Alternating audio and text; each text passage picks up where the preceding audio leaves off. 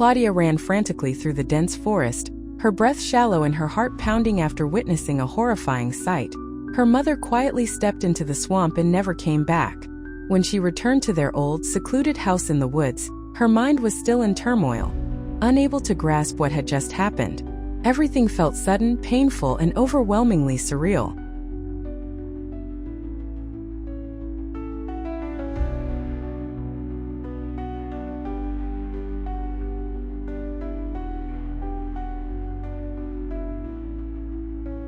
The next morning, Claudia received an unexpected visitor, a young woman named Grace who quietly entered the secluded house in the woods.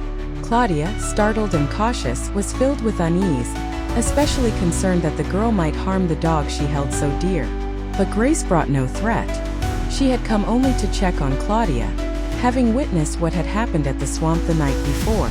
Understanding the fragile situation, Grace took it upon herself to keep Claudia's presence a secret, knowing that if others found out, she would likely be taken away from the only place she had ever known as home.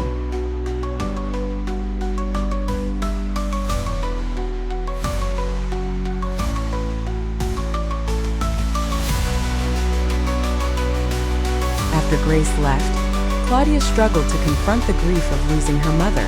The overwhelming emptiness slowly pulled her into a state of deep melancholy and quiet despair. Every corner of the house, every breath of the forest seemed to echo traces of her mother's presence. In the stillness and repetition of lonely days, Claudia began to hallucinate, convincing herself that her mother was still there, as if everything she had seen was just a nightmare she hadn't yet awakened from.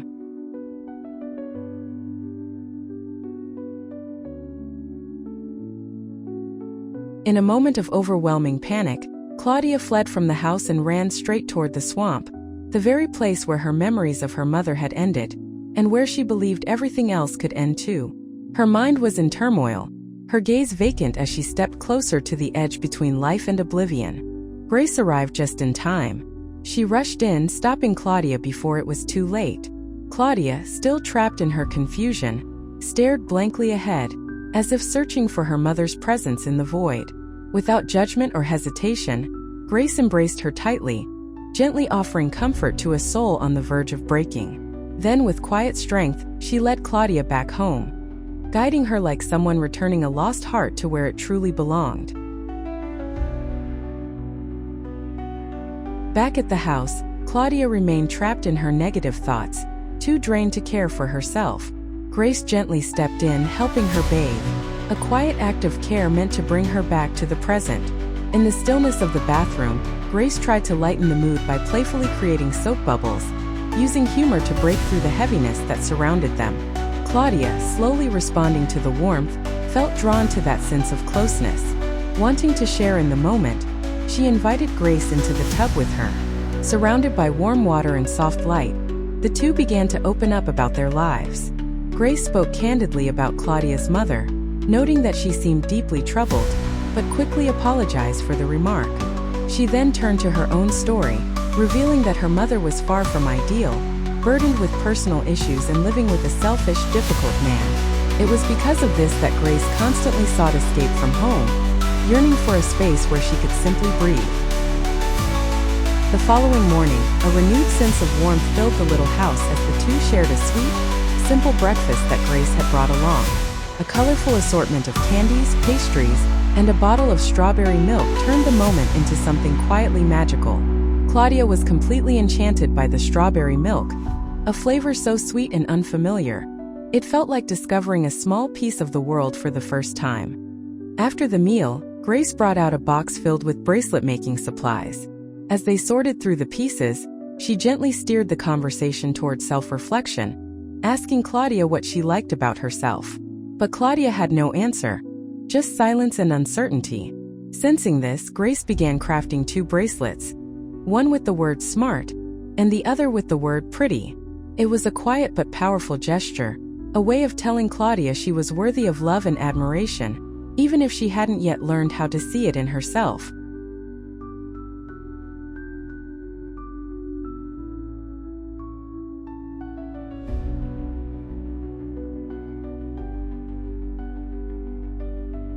That afternoon, the two of them went to the swamp, a place once shadowed by Claudia's grief, now slowly transforming into a space for healing. Grace suggested they go for a swim, hoping it would be a way to release tension and feel a sense of freedom. But as soon as they approached the water, Claudia was overcome with fear. The sight and sensation of it stirred painful memories she had yet to confront. Grace, ever patient and gentle, encouraged her, reminding her that sometimes the only way to overcome fear is to face it.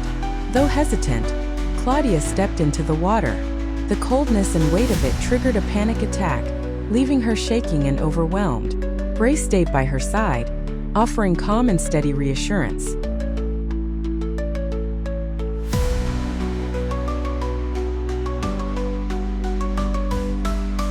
After some time, Claudia agreed to try again. This time, she eased into the water more slowly, allowing herself to surrender to the moment. As her fear began to fade, the two started laughing and playing, the warmth of the sun reflecting in their joy. The afternoon unfolded gently, a tender, sunlit chapter where fear gave way to trust and silence to shared happiness. As the late afternoon sun dipped behind the trees, the two of them sat on an old wooden swing nestled in a quiet corner of the yard. The air was still, broken only by the soft creak of the swing and the gentle rustle of leaves overhead. In that calm, reflective moment, Claudia shared a thought that had been quietly stirring within her. She admitted she was beginning to question the things her mother used to say, especially the belief that the world beyond their home was filled only with monsters and cruelty. Since meeting Grace, those long-held convictions had started to shift. Claudia was slowly realizing that the world might not be as terrifying as she had been taught, and that sometimes someone could come into your life not to harm, but to bring light. Back in the room, an intimate stillness settled between them. Claudia retrieved an old notebook and slowly began reading a poem aloud to Grace, a piece she had always kept to herself. Each line unfolded like a window into her inner world, delicate, longing, and quietly aching. When the poem ended, the silence that followed wasn't uncomfortable, but rather full, a silence that held everything unspoken. In that moment, Grace stepped closer, drawn not only to the words, but to the quiet rhythm beneath them, the beating of Claudia's heart, fragile and real. Claudia wasn't sure whether her heart was breaking or awakening. All she knew was that she had never felt more alive, as if for the first time, she was truly existing in her own story. But the intensity of that feeling overwhelmed her. Fear crept in, tangled with confusion, and in an effort to regain control, Claudia pushed Grace away. She sent her out of the house, abruptly and without explanation, leaving the younger girl to walk away in silence, carrying with her a quiet sadness and a heart full of unanswered questions. The next morning, the fragile peace shattered when the police arrived at Claudia's home to investigate. Their firm knocks echoed through the stillness of the forest, carrying with them a pressure and fear that Claudia wasn't ready to face. Instinct took over. She quickly crawled beneath the bed, her heartbeat pounding in her chest, breath held tight in silence. She remained completely still, clinging to the hope that if she made no sound, the world outside might simply pass her by. But her fear soon became reality. After searching the house and finding no one, the officers left, but not alone. They took Tilly, Claudia's loyal dog, the one living creature that had never left her side. From her hiding place in the shadows, she could only listen helplessly to the fading sound of footsteps and the distant bark that broke her heart. On her way to Claudia's house, Grace saw the police car and immediately figured out what was going on. She convinced them that the dog was hers, and the police agreed to give the dog back to her. Later, she brought Tilly back to Claudia's house. When Grace returned with Tilly, Claudia rushed forward and held the little dog tightly, as if letting go might cause everything to disappear once again. Her arms trembled as she pressed her face into Tilly's soft fur, clinging to the warmth like it was the last thread tying her to the world. Grace didn't need words to understand. She could feel the fear in Claudia's silence, the fear of being abandoned, of losing the few things that still anchored her to life. After the emotional reunion, the two of them gathered around the modest breakfast table. The atmosphere slowly softened, filled not with lavish food, but with quiet presence and care. Glancing around the dull, time-worn room, Grace gently suggested they brighten the space, to let it reflect something more hopeful than the years of darkness it had witnessed, a space more deserving of new beginnings.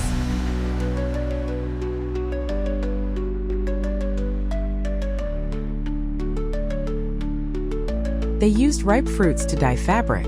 While working among the leaves and branches, a small twig grazed Grace's hand, leaving a delicate scratch. Claudia instinctively reached for it, blew gently, and placed a soft kiss on the mark, a quiet gesture of care that needed no explanation. The tenderness of the moment made them both laugh, their laughter bright and airy, like a breeze sweeping away old dust. They spent the rest of the afternoon playing in the yard, chasing sunlight, sharing little joys, and simply existing in a peaceful rhythm neither of them had known before. It was an ordinary day, yet painted with colors of life, closeness, and something quietly growing between them.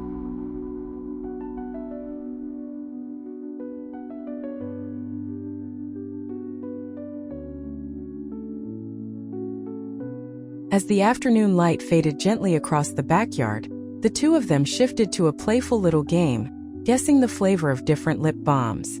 Grace applied each one in turn while Claudia closed her eyes, trying to identify the scent with a mixture of hesitation and delight. She guessed a few correctly, smiling shyly with each success. But then came the final flavor. This time Grace said nothing. Instead of the usual gesture, she leaned in and softly pressed her lips to Claudia's. A kiss, subtle and unexpected, but filled with warmth. Claudia's eyes fluttered open in brief surprise, then curved into a smile as the familiar sweetness of strawberry lingered on her lips, the very flavor she had come to love in these fleeting shared moments. Without hesitation, she leaned in again, returning the kiss with more depth, more feeling. A silent acknowledgement of everything quietly blooming between them. After that soft, quiet kiss, a tender stillness settled over them. The game was forgotten, and with it all pretense. What remained were two pairs of eyes holding something unspoken, something delicate and real. Grace agreed to stay the night. They pulled the two small beds together, arranging pillows and blankets with quiet care, as if preparing a space not just for sleep, but for something sacred and uniquely theirs. In the warmth of the dimly lit room, they lay side by side, not needing to touch, yet fully feeling each other's presence. Their eyes met in the quiet, filled with vulnerability and longing. Grace was the first to acknowledge her feelings, simple and sincere. And for the first time in her life, Claudia didn't run. She welcomed it, not with her mind but with her heart. That night unfolded without noise or haste, just two wounded souls finding one another, reaching out with gentleness, and quietly etching a beautiful, unforgettable memory into the stillness of the dark.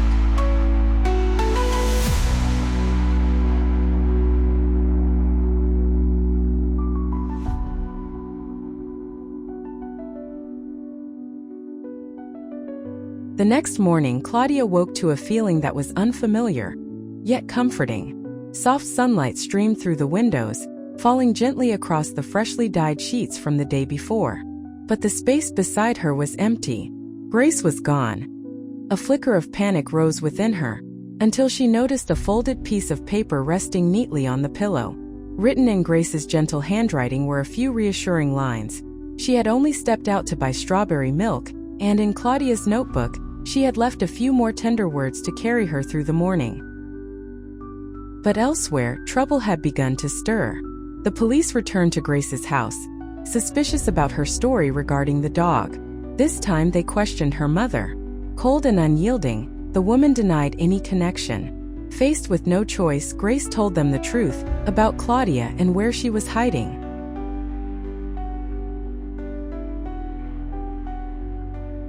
Back at the cabin, Claudia heard the distant sound of a car approaching. Her heart lifted for a moment, thinking Grace had returned. But as the sound grew clearer, she recognized it, the unmistakable rumble of a police vehicle. Panic surged through her. Without thinking, she bolted out the back door, running headlong into the forest like a frightened child, wounded and desperate, with no clear destination, only the urgent need to escape. At the same time, Grace realized what was happening. Without hesitation, she ran, cutting through the trees, calling out Claudia's name into the thick silence. Panic gave way to dread as she caught sight of the swamp, and the figure moving slowly toward it. Without hesitation, Grace rushed into the stream, ignoring the soaked clothes, the cold that bit into her skin. All she could think about was not losing the one person who meant everything. Claudia had already begun to sink. Her small body no longer fought. Grace dove into the crystal-clear water, arms sweeping through shafts of sunlight that danced beneath the surface. And then she found her. She grabbed Claudia's arm and pulled her upward with all her strength, driven by the desperate need to bring her back. As they broke the surface, Claudia's eyes opened, dazed, and met Grace's, and in that single glance something shifted.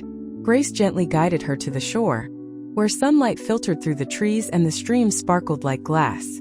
They sat beside each other, shoulders trembling, hearts slowly returning to steady rhythm after the chaos. No words were spoken. Claudia leaned in and embraced Grace. It was more than gratitude, more than relief, it was a quiet, certain choice to stay. And staying meant staying with her.